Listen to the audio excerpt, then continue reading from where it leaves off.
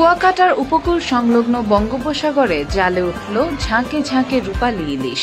মাত্র একবার জাল ফেলতেই ৬১ মণ ইলিশ ধরে ফিরেছে একটি মাছ ধরা ট্রলার। আর এই মাছ বিক্রি হয়েছে ৩৩,৪৮,০০০ টাকায়।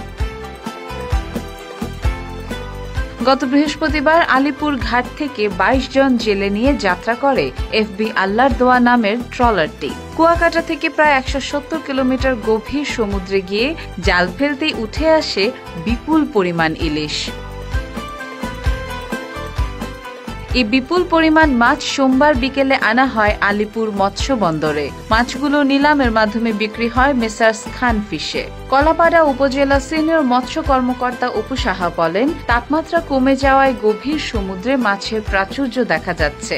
আবহাওয়া অনুকূলে থাকলে আরো ভালো মাছ পাওয়া যাবে। সাম্প্রতিক সময়ে আমাদের জেলেদের জালে ঝাঁকে ঝাঁকে ইলিশ পাওয়া যাচ্ছে। আপনারা জানেন যে গতদিনও ১০০ মণ একটি ইলিশের বোট আমাদের আলিপুর মহিপুর বন্দরে এসেছে।